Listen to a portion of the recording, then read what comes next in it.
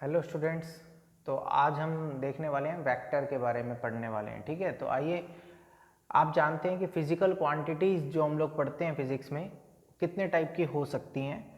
3 type की physical quantities हो सकती हैं, स्केलर्स, वेक्टर्स एंड टेंसर्स। अब मैं यहाँ पर आपको बता दूँ कि फिजिकल क्वांटिटीज़ क्या होती हैं। बेसिकली ऐसी कोई भी क्वांटिटी जिसे मेज़र किया जा सकता है ना, फिजिकल क्वांटिटीज़। अब वो कितने टाइप्स की होती हैं? 3 टाइप्स की होती हैं। देखिए, स्केलर्स, वेक्टर्स, टेंसर्स। स्केलर्स किन्हें कहते हैं? जिनके पास ओनली मैग्नीट्यूड हो बट कोई डायरेक्शन ना हो, स्केलर्स, है ना। Magnitude only but no direction. कौन कौन सी क्वांटिटी स्केलर्स हो सकती हैं फिजिक्स में? बहुत सारी क्वांटिटीज हैं, उनमें से कुछ एग्जांपल आप देख सकते हैं। Mass, distance, speed, energy, work, power, ये सभी स्केलर क्वांटिटीज में काउंट होती हैं, जिनके पास मैग्नीट्यूड तो होगा बट डायरेक्शन नहीं होगी, है ना। तो अभी आप यहाँ पर देखें वेक्टर्स, जो कि हमारा मेन टॉपिक भी रहने वाला है। तो फिजिकल क्वांटिटीज में जो सेकंड टाइप है हमारा वेक्टर्स। अब वेक्टर्स में क्या होता है बच्चों? जिनके पास मैग्नीट्यूड भी होता है और डायरेक्शन भी होती है। ऐसी फिजिकल क्वांटिटीज जिनके पास मैग्नीट्यूड भी हो और डायरेक्शन भी हो, उन्हें हम वेक्टर्स कहते हैं। अब वेक्टर्स के ऊपर थोड़ा सा आप जान लीजिए कि मैथ्स का जो अलजेब्रा है, मैथमेटिक्स का अलजेब्रा, वो वेक्टर्स के ऊपर अप्लाई नहीं करते हम।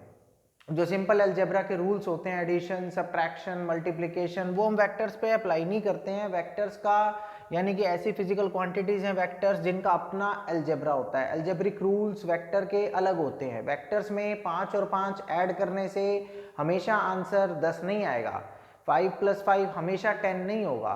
2 + 2 हमेशा 4 नहीं होगा। मे और मे नॉट भी, है ना। तो वेक्टर्स में हम पढ़ेंगे आगे जाकर डिटेल में कि इसके क्या क्या रूल्स होते हैं। अभी आप देखिए कि वेक्टर्स जो फिजिकल क्वांटिटीज सेकंड टाइप के हैं वेक्टर्स, उनमें कौन कौन से एग्जांपल हो सकते हैं बच्चों? डिस्प्लेसमेंट, वेलोसिटी, एक्सेलरेशन, ऐसे बहुत सारे हैं, मोमेंटम, ये सभी, फोर्स, टॉर्क, ये सभी वेक्टर्स क्वांटिटीज में काउंट होते हैं, जो हम फिजिक्स में आगे जाके पढ़ने वाले हैं। और टेंसर्स क्या होती हैं बच्चों? ये जो हैं, इनके पास देखने में ऐसा लगता है कि मैग्नीट्यूड और डायरेक्शन वेक्टर की तरह है।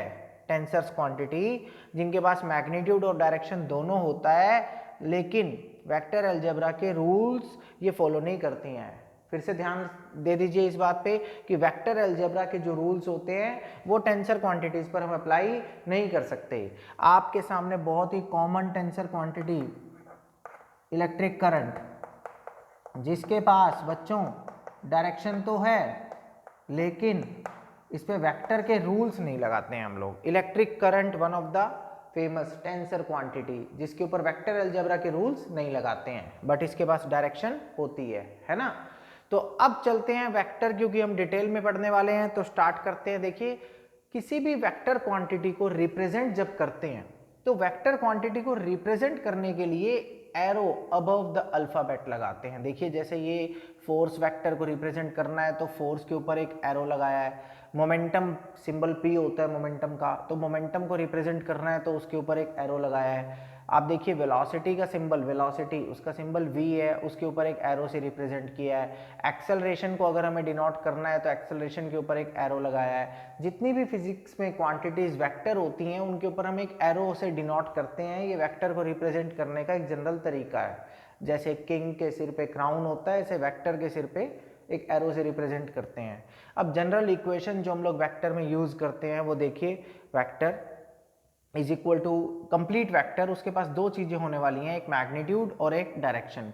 फिर से ध्यान दीजिए, कंप्लीट वेक्टर के पास 2 चीजें होने वाली हैं, एक उसका मैग्नीट्यूड, ये है मैग्नीट्यूड जो कि मॉडुलस में रिप्रेजेंट किया गया है, और दूसरा बेटा ये जो कैप दिख रही है आपको ए लेटर के ऊपर कैप, ये कैप रिप्रेजेंट करता है यूनिट वेक्टर को। ठीक है, तो ये मैग्नीट्यूड हुआ वेक्टर का, और ये यूनिट वेक्टर जो कि डायरेक्शन शो करने का काम करता है। देखिए यहाँ पर क्या लिखा है कि ये मॉडुलस के अंदर जो दिखता है ये मैग्नीट्यूड ऑफ वेक्टर ए होता है। अगर फोर्स वाला वेक्टर होगा तो मोड के अंदर एफ आ जाएगा, अगर मोमेंटम होगा तो मॉडुलस के अंदर पी आ जाएगा, अगर वेलोसिटी का मैग्नीट्यूड लिखना होगा तो मोड के अंदर, मॉडुलस के अंदर वी आ जाएगा। ऐसे जिस भी वेक्टर की बात करनी होगी मॉडुलस के अंदर उसका लेटर लिख देंगे। और यहाँ पर जो कैप दिख रहा है आपको, ये यूनिट वेक्टर है जो डायरेक्शन शो करता है। फिर से ध्यान दीजिए, इसका नाम है यूनिट वेक्टर, इसका काम है डायरेक्शन शो करना। नाम है यूनिट वेक्टर, काम है डायरेक्शन शो करना, ठीक है। अब आप इसे नोट कर लीजिए अच्छे से और फिर हम चलते हैं वेक्टर का आगे डिटेल पढ़ते हैं। प्लीज़ आप अच्छे से नोट कर लीजिए इसे और फिर हम वेक्टर का डिटेल आगे कंटिन्यू करते हैं।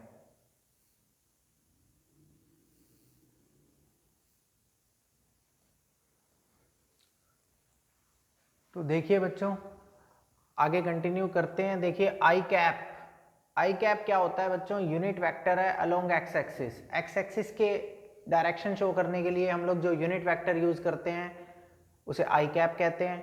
जे कैप क्या है बच्चों? Unit vector along Y axis. Y axis की डायरेक्शन शो करने के लिए हम लोग जे कैप यूज करेंगे। ऐसे ही अगर कभी आपको नेगेटिव वाई एक्सिस की तरफ डायरेक्शन शो करनी है तो आप लोग माइनस जे कैप यूज करेंगे, ठीक है। और अगर आपको यूनिट वेक्टर z एक्सिस के अलोंग शो करना है तो आप लोग k कैप यूज करेंगे। आई कैप x एक्सिस की तरफ, j कैप y एक्सिस के अलोंग और k कैप z एक्सिस के अलोंग। ओके, अब आप देखिए कार्टेशियन फॉर्म में किसी वेक्टर को कैसे रिप्रेजेंट किया जाता है और पोजीशन वेक्टर किसी पॉइंट का अगर हमें लिखना हो तो हम कैसे लिखेंगे।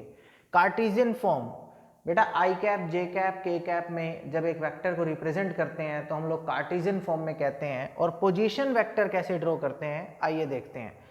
अब देखिए, मान लीजिए ये कोई हमारे पास एक प्लेन है ग्राफ और पॉइंट ए जिसके कोऑर्डिनेट्स दे रखे हैं 3, 4, 5।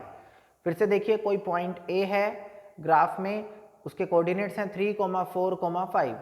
अब अगर हमें इस पॉइंट ए को ओरिजिन से ज्वाइन कर दें, हम पॉइंट ए को ओरिजिन से ज्वाइन कर दें, एरो लगा दें पॉइंट की तरफ, उसे हम स्मॉल लेटर आर से रिप्रेजेंट करते हैं। बच्चों याद रखना, आर हमेशा पोजीशन वेक्टर को शो करने का एक सिंबल है।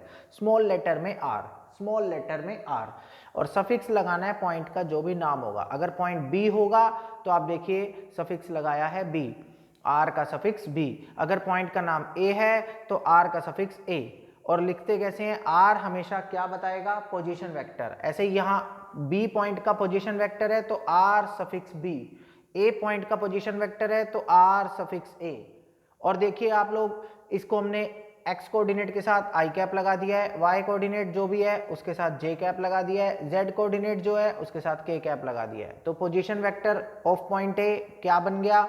3i cap plus 4j cap plus 5k cap बन गया ना। ऐसे ही पॉइंट बी का अगर हमें पोजीशन वेक्टर लिखना है कार्टेशियन फॉर्म में, बच्चों ये कौन सी फॉर्म कहलाती है? कार्टेशियन फॉर्म, ठीक है। देखिए कार्टेशियन फॉर्म मतलब आई कैप जे कैप के कैप में रिप्रेजेंट करना। तो पॉइंट बी, मान लीजिए कोई आपको पॉइंट बी गिवन है जिसके कोऑर्डिनेट्स हैं 4, 5, 6, तो हम उसे कार्टेशियन फॉर्म में कैसे लिखेंगे? पोजीशन वेक्टर लिखेंगे पॉइंट बी का 4i cap plus 5j cap plus 6k cap. अगर कोई कोऑर्डिनेट नेगेटिव होता तो हम उसके आगे नेगेटिव साइन भी लगा देते। बच्चों ये कौन सी फॉर्मेट कहलाती है? Cartesian form of A vector. अब आप देखिए, जब हमें कार्टेशियन फॉर्म में वेक्टर्स दिए रहते हैं और एडिशन या सब्ट्रैक्शन करना होता है तो बहुत ही सिंपल है। कार्टेशियन फॉर्म में वेक्टर्स को ऐड या सब्ट्रैक्ट करना बहुत ही सिंपल है। आप देखिए ए और बी दो वेक्टर्स हमें दे रखे हैं।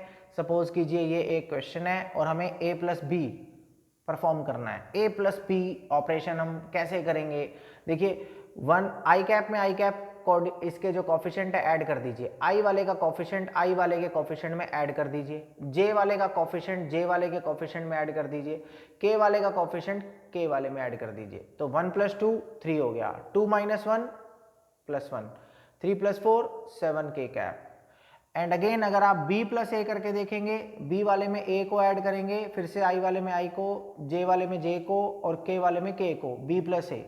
आप यहाँ पर देख सकते हैं कि a प्लस बी जो आ रहा था b प्लस ए भी बिल्कुल सेम आ रहा है। इनमें कोई भी साइन का भी डिफरेंस नहीं है, पॉजिटिव नेगेटिव साइन का भी डिफरेंस नहीं है, सब कुछ बिल्कुल सेम है। इसलिए बच्चों a प्लस बी बिल्कुल इक्वल आ रहा है b प्लस ए के, इसलिए कहते हैं कि वेक्टर एडिशन इज कॉम्यूटेटिव।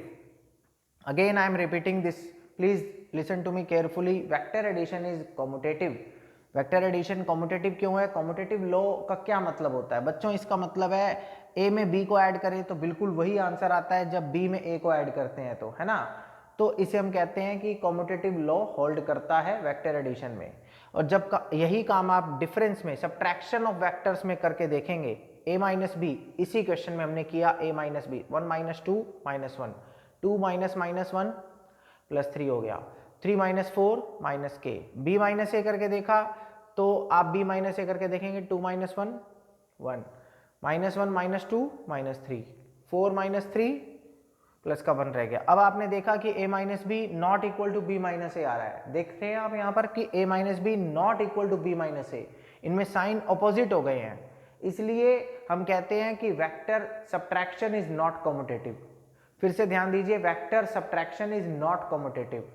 आपने क्या सीखा कि कार्टेशियन फॉर्म में जब भी दो वेक्टर्स हों उनको ऐड करना हो या सब्ट्रैक्ट करना हो तो i वाले को i से ट्रीट करते हैं, j वाले को j से और k वाले के साथ k कंसीडर किया जाएगा, है ना। हमने और भी सीखा कि vector addition is commutative but vector subtraction is not commutative. ठीक है, आप इसे अच्छे से नोट कर लीजिए, देन हम अगेन आगे इसको कंटिन्यू करेंगे। अभी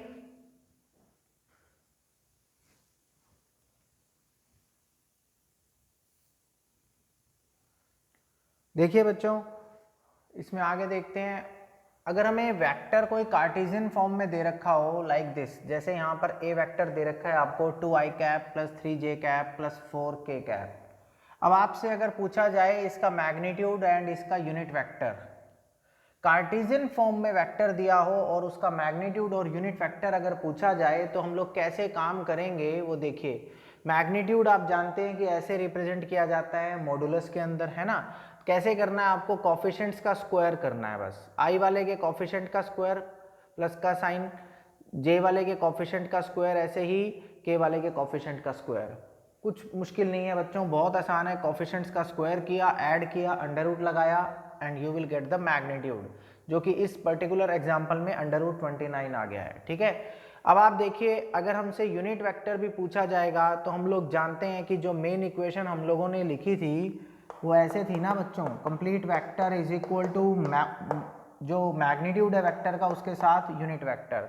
तो यहाँ से अगर हम लोग यूनिट वेक्टर निकालेंगे तो आप जानते हैं कि मैग्नीट्यूड डिवाइड में चला जाएगा, फिर से वही कंप्लीट वेक्टर ऊपर और डिनोमिनेटर में हम यहाँ मैग्नीट्यूड लगा देते हैं। तो कंप्लीट वेक्टर जो हमें दे रखा था हमने लिखा, मैग्नीट्यूड हमने निकाला था वो डिवाइड में डाला और ये हमारा आ गया यूनिट वेक्टर। ऐसे किसी भी वेक्टर को कार्टेशियन फॉर्म में अगर दिया जाए तो हम इस तरीके से उसका मैग्नीट्यूड और इस तरीके से उसका यूनिट वेक्टर फाइंड आउट कर सकते हैं, है ना। अब आप आइए यहाँ पर वेक्टर में कुछ बेसिक टर्म्स देख लेते हैं। देखिए, वेक्टर में कुछ बेसिक टर्म्स का यूज किया जाता है। देखिए, यूनिट वेक्टर आप सब जानते हैं, यूनिट यहाँ पर यूनिट स्टैंड्स फॉर 1, यहाँ पर यूनिट का मतलब 1 है। तो ऐसा वेक्टर जिसका मैग्नीट्यूड 1 है वो वहाँ पर डायरेक्शन शो कर रहा है, मैग्नीट्यूड उसका 1 होना चाहिए, तभी आप उसे यूनिट वेक्टर कहते हैं। जैसे आपने अभी आई कैप देखा था, एक्स एक्सिस के अलोंग यूनिट वेक्टर, जे कैप देखा था, ये सबका मैग्नीट्यूड कितना है 1। ये क्या शो कर रहे हैं, डायरेक्शन शो कर रहे हैं। अब नल वेक्टर या जीरो वेक्टर क्या होता है बच्चों, नाम से ही पता चल रहा है, नल वेक्टर और जीरो वेक्टर। अब देखिए, जिनका मैग्नीट्यूड 0 होता है उनके पास एनी आर्बिट्रेरी डायरेक्शन हो सकती है, आप उसे कहीं भी किसी डायरेक्शन में वो रिप्रेजेंट कर सकते हैं, कोई भी डायरेक्शन उसमें depending on the situation consider हो सकती है, लेकिन वो मैग्नीट्यूड उनका 1 है। जैसे अगर इक्विलिब्रियम में कोई बॉडी है और नेट फोर्स उसका 0 है, तो नेट फोर्स 0 है मतलब जीरो वेक्टर है, मतलब मैग्नीट्यूड वहां पर 0 है। ठीक है, और कोप्लेनर वेक्टर्स देखिए, ये हो गया आपका यूनिट वेक्टर, नल वेक्टर जिसका मैग्नीट्यूड नल वेक्टर में 0 होता है। उसके बाद हम देख रहे हैं कोप्लेनर वेक्टर्स, नाम से ही पता चल रहा है बच्चों, को मतलब सेम, प्लेनर मतलब एक ही प्लेन में। तो जो वेक्टर्स एक ही प्लेन में लाई करें उन्हें हम कोप्लेनर वेक्टर्स कहते हैं। अब आप जानते हैं कि कोई भी दो वेक्टर्स अगर दिए होंगे आपको, any two vectors given are coplanar, कोई भी दो वेक्टर्स तो हमेशा कोप्लेनर होंगे ही, है ना, वो एक प्लेन में तो लाई करेंगे ही। 3 वेक्टर्स अगर आपको दिए रहेंगे तो उसमें सिचुएशन पे डिपेंड करता है कि वो कोप्लेनर हो भी सकते हैं या फिर हो सकता है उनमें से कोई एक वेक्टर बाहर हो प्लेन से, है ना। तो आप ध्यान रखें कि जब नंबर्स वेक्टर के बढ़ जाएंगे 3, 4, 5 वेक्टर्स, तब हमें चेक करना होगा कि उनमें से कौन कौन कोप्लेनर हैं। लेकिन अगर आपको 2 वेक्टर्स दिए रहे हैं तो फिर 2 वेक्टर्स तो हमेशा कोप्लेनर होते ही हैं, वो एक प्लेन पर हमेशा एक साथ आ सकते हैं। ठीक है, अब आप इसको अच्छे से नोट डाउन कर लीजिए। ये कार्टेशियन फॉर्म से हमने मैग्नीट्यूड और डायरेक्शन निकाली, उसके बाद हमने कुछ बेसिक टर्म्स देखी हैं वेक्टर की, आप नोट डाउन कर लीजिए इसे अच्छे से।